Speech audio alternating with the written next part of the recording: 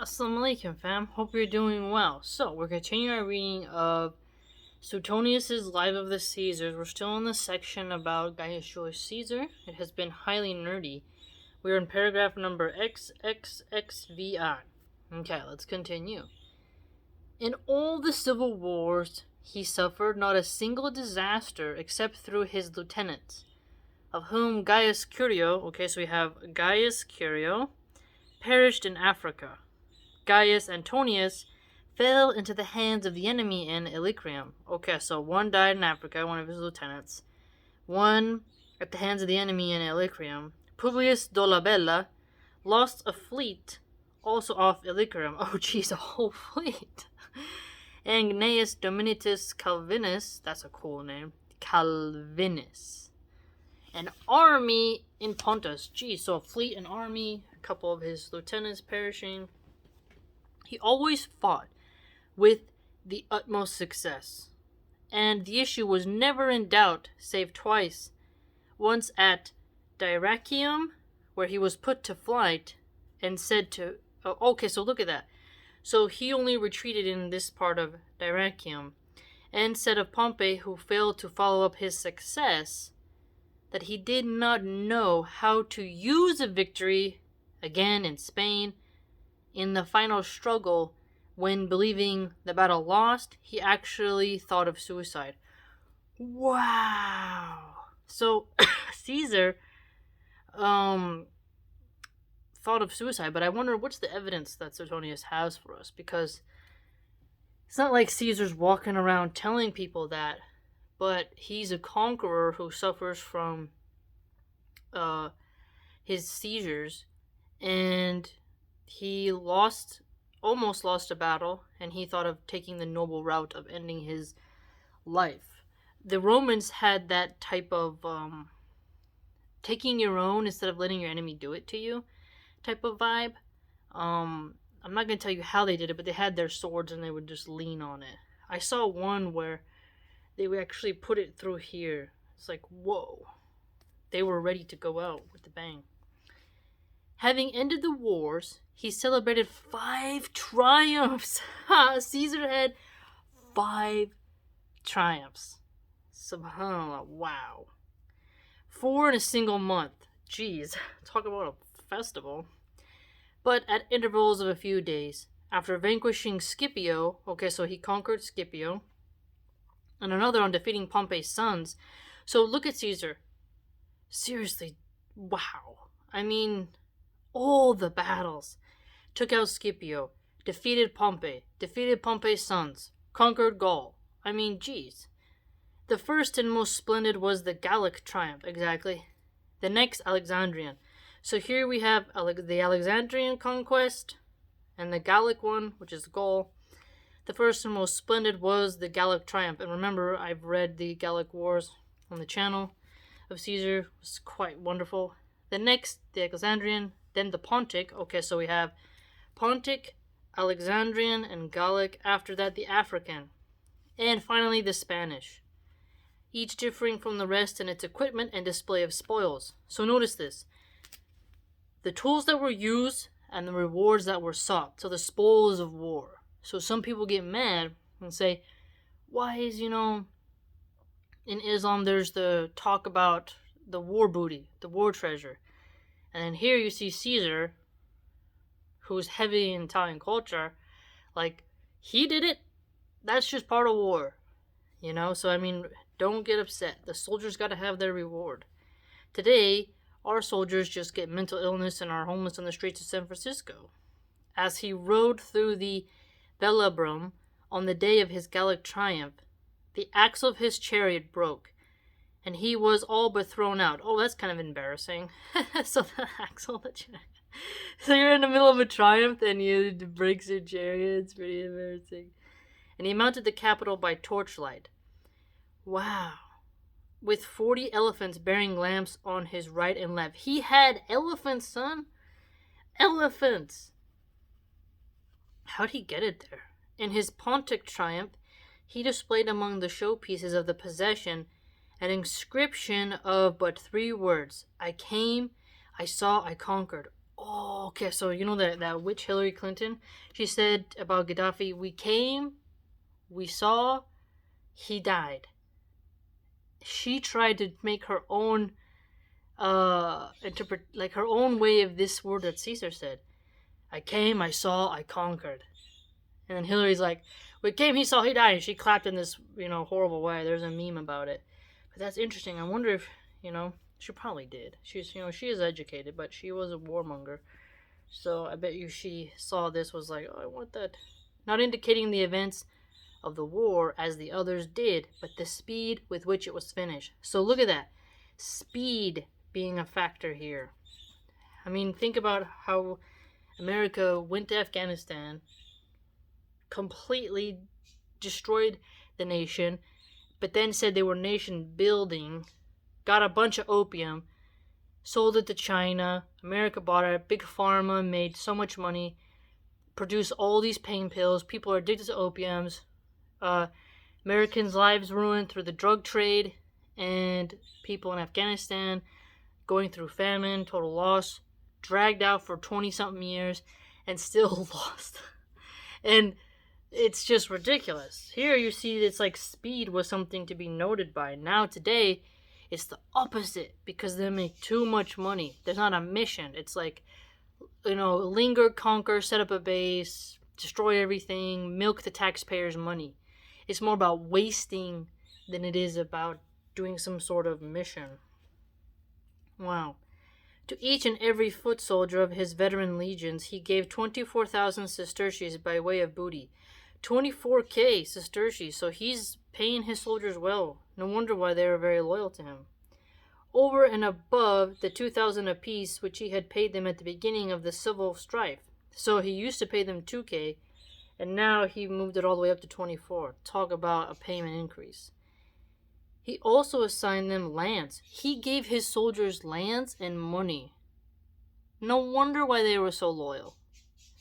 Think about the way the Romans treated their soldiers till today. They're in line at the VA, and so many of them are mentally ill. They're addicted to drugs, alcohol. They don't come back with much except PTSD and trauma, and their wife left them for somebody else. Their kids don't know them.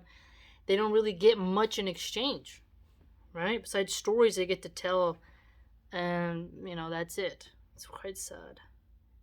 But not side by side, to avoid dispossessing any of the former owners. To every man of the people, besides 10 pecks of grain, and the same number of pounds of oil. Okay, so grain and oil, wow. He distributed the 300 sesterces, which he had promised at first, and 100 apiece to boot because of the delay. So, because he was delayed, there was a delay, he even paid them extra because there was a delay. Generosity. You're seeing generosity and loyalty. He also remitted a year's rent in Rome to tenants who paid 2,000 sesterces or less. Look at that. He is paying rent of the people. Look how honorable he is, right? A year's worth of rent is quite a lot. And in Italy, up to 500 sesterces. He added a banquet and a dole of meat, and after his Spanish victory, 2 dinners. So he's giving a lot of food to the people, festivals, triumph, giving his soldiers land, rewarding them. Wow. For deeming that the former of these had not been served with a liberality creditable to his generosity. Yeah, totally just, one of his names should be the generous man. He gave another 5 days later on the most lavish scale. So he's not being cruel and starving his people like the leader of North Korea, this fat cow. He starves his own people. He's like just weak, like Biden. He's causing inflation. He's ruining the economy. He's sickly. He has dementia. Utter disgrace. Here it's like you crave this masculine figure. Sure, you can say maybe Suetonius is adding too much, right? But at the same time, you're like, the men of that age were just of a different breed. And if you look at the men today who are in politics, they're like look at Trudeau of Canada. It's like, what is going on? Like, the men are not really men anymore. It's really strange. And look how, like, they are just so generous. It's just amazing. He gave entertainments of diverse kinds, a combat of gladiators. So look at that. That's kind of cool. Like, people, gladiators are slaves, but they're fighting to the death. But they're like, you're going to fight in Caesar's triumph. So he's hosting games.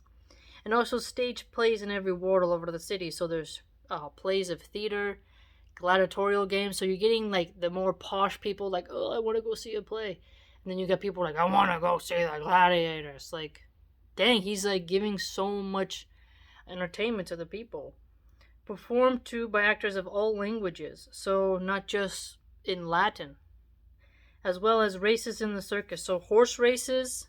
Oh, athletic contests. And a sham sea fight. Oh yes, they used to fill water into that one space.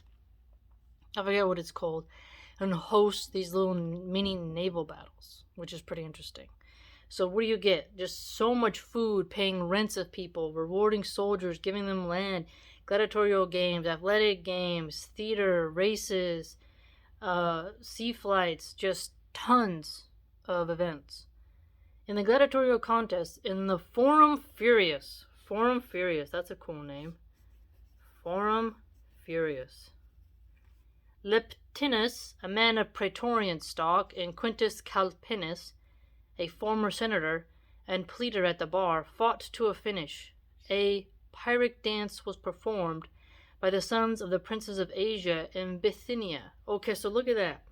You got princes visiting during this time as well. During the plays, Decimus Laberius, a Roman knight, acted a farce of his own composition, and having been presented with 500,000 sesterces and a gold ring. 500,000 sesterces? He was a Roman knight. I mean, ballin', what kind of thing did he do? Jeez. Passed from the stage through the orchestra and took his place in 14 rows. For the races, the circus was lengthened at either end on a broad canal and was dug all about. Then young men of the highest rank drove 4-horse and 2-horse chariots and rode pairs of horses. How cool. Wow, I wish we had that today. A 4-horse chariot looks so friggin', it looks so cool. You gotta admit, like, that looks so cool. The chariot racing against each other, like, must have been so much fun, man. Oh, I wish we kind of had that today. Not just regular, like the New York Racing Association type of horse riding at the Golden Gate Fields and stuff like that. Like chariot stuff, like, that's like raw, like, whoa, cool. And these are high-ranking people, so they're like champions. So they're very entertaining. Vaulting from one to the other. Wow! So they're just jumping from, oh my goodness. The game called Troy was performed by 2 troops. A younger and of older boys. Combats with wild beasts were presented on 5 successive days. How cool is that? So they're fighting lions and stuff. And last of all, there was a battle between 2 opposing armies, in which 500-foot soldiers, 20 elephants, and 30 horsemen engaged on each side. So there's like a real battle as entertainment. 500, like, whoa. Wow. That is amazing. I mean, talk about the energy, man. No wonder.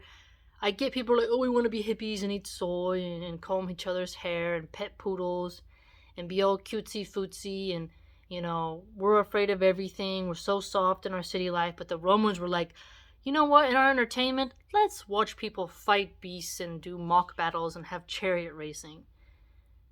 I mean, think about that. Male energy.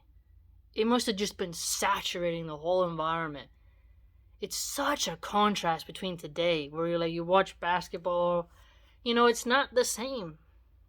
It's not the same. I wonder what it would be like if we brought that back. It's really interesting. Like, I've seen the Blue Angels flight in the airplanes. It's okay, you're like, But it's so far up in the sky that you're like, okay, alright. But it's like air pollution and the amount of gasoline and fueling and, I don't know. But this raw human energy, like athleticism in a dynamic way, and just raw energy of like conquest. It's like invigorating. It's like, how can the NFL compare to that? You know, there's elephants. To make room for this, the goals were taken down, and in their place, two camps were pitched over against each other. The athletic competitions lasted for 3 days in a temporary stadium built for the purpose in the region. So they built a temporary stadium, like, this is where it's going to be. So, like, all this planning and organization and jobs of the Campus Martius. So we have the Forum Furius and we have the Campus Martius. For the naval battle, a pool was dug on the Lesser Codetta, and there was a contest of ships of 2, 3, and 4 banks of oars, belonging to the Tyrian and Egyptian fleets. So the Egyptian-style boats and the Tyrian-style boats had a mini naval battle in a pool. People are watching a mock naval battle. Talk about amazing. How freaking cool. Manned by a large force of fighting men, such a throng flocked to all these shows from every quarter. So many people are arriving to show. I mean, it's just so freaking cool, man. Yeah, you can say like, oh, they're dying for it. Some people probably died, got injured, but it's real. Notice that it's real. It's not fake. Like, look at the metaverse digital box crap compared to a real like mock naval battle. Right? That many strangers had to lodge in tents pitched in the streets or along roads. So people built tents on the sides of the roads just to go there to watch these naval battles that Caesar had put on for the people. And the press was often such that many were crushed to death, and including 2 senators. 2 senators got crushed to death because they're like, oh, it's just too crowded. Wow. So, I mean, he got off his chariot once, walked up. He had the Gallic triumph, the Alexandrian triumph, the Pontic triumph, Spanish triumph, the African triumph. So 5 in total.